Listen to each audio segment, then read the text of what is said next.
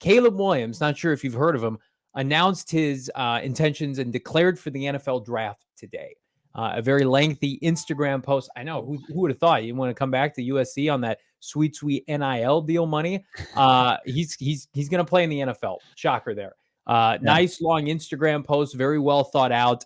And I would say 7 out of 10, maybe 8 out of 10 posts from Bear fans were positive. Like, I don't know if this is going to work, but bear down. And it's just like, it's funny how this has worked out, that you were always going to take the best player in the draft at the best position, or the best player at the most important position. And Justin Fields is going to undoubtedly be moved here in the next 2 months. It just feels inevitable, right? And I see Benjamin Albright in our chat, and you guys should be following. It's a must follow. It's essential throughout the NFL offseason as far as Justin Fields' future. But it's nice that the Bears are finally kind of embracing the inevitable future that Caleb Williams is going to be wearing their uniform. It's going to be another guy that they're going to try to get to 4,000 yards for the first time in franchise history and truly end their quarterback woes. Yeah. So yeah, I just don't see, like, anytime we talk about Marvin, we always get Bears fans in our mentions. It's like, he's not getting the 4 because the Bears are going to pick him because they're going to pull off some, heist again where they trade down and they think that they're going to be able to maneuver this draft again. It's like, you got lucky the last time. You really got lucky last time, and Carolina bottomed out. And they can still benefit by being able to pivot to a better option, I think, that projects at the quarterback position. Albright posting on Twitter, and this is something you and I have said for some time, not a first, but the best option right now is maybe 2 2s and a day 3 pick. And if that's the package, he said that's best case scenario for Fields. So if that's best case scenario, in what world do you hang on to a quarterback that has that little of value coming up in a contract year when you have to pay this guy and not take the best player at his position in the draft, a position of need for you? It's laughable. It's why it was never happening. And so congratulations, Caleb Williams. You are a Chicago Bear. What does that mean for the rest of the top 3 or the top 4? This is what Albright had to say with regard to Jayden Daniels and subsequently now the Arizona Cardinals. So first, K1 since day one, good follow on Twitter. What % chance would you give Marvin Harrison Jr. still being on the board at 4?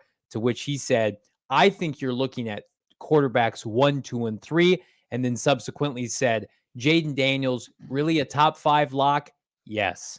So Drake May, Jayden Daniels, some combination of 2, 3 after Caleb Williams won to Chicago.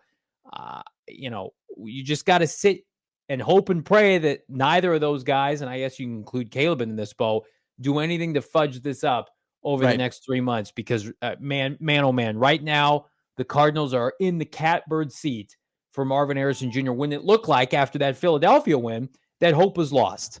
Right. No, you love to see this. This is the perfect scenario, not even with the NFL offseason officially kicked off, right? You still got plenty of weeks of playoff football to go, the college football season in the rearview mirror. But for Jayden Daniels to be where he is already, just think about Anthony Richardson's rise to 4th overall last year, and it was such a large leap, and it didn't really start to materialize and develop until the NFL Combine, until he went out there and he interviewed and he threw, and then he had his pro day.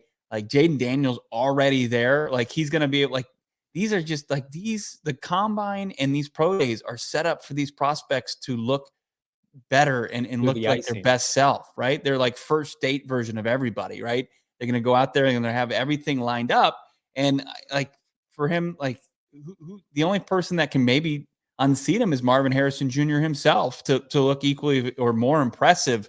But because of the premium of the position, quarterback, and, the Patriots, unless they really go out there and make a splash with like a Kirk Cousins, or they're another team that is going to think they can kick the tires on Russell Wilson and he's going to turn it around and be his old self. I just think that the Cardinals are absolutely in a very advantageous situation to get at the top non-quarterback on the board. Jordan P., I agree with this. Jayden is the key to all of this, because Bo and I have talked about this in nauseam, Jordan.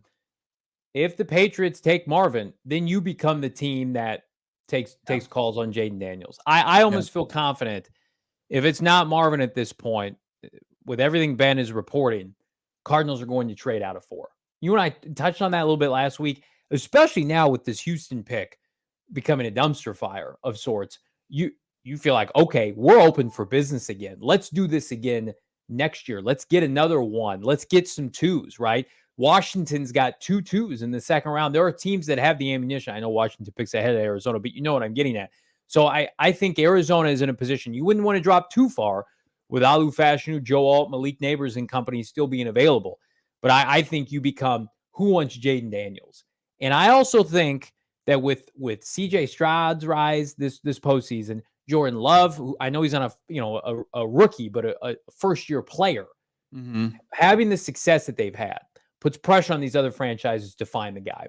You can't go out and find a recycled veteran. I mean, Cleveland had the best case scenario where they took a recycled veteran only as far as you can go with a loaded roster. Cleveland's roster has everything, number 1 defense. That's what it's supposed to look like when you face an elite quarterback. So Russell Wilson, the Broncos tried the cheat sheet. They tried to go cheap and not cheap, but they tried to say, we don't need to draft and develop a guy. We're going to get Russ. Jets said, no, we're going to trade for Aaron Rodgers. Those have been disastrous moves. And while not everybody's going to hit a la Bryce Young year 1, it does make you feel like, I've seen this comparison already. Jayden Daniels could be 2024 CJ Stroud. We want that conversation. Drake May with Washington and Ben Johnson or Jim Harbaugh can make the playoffs. Like, those are the kind of narratives that are going to push MHJ to number 4 for the Cardinals. I mean, as rough as it's been with Houston, he might be helping the Cardinals indirectly.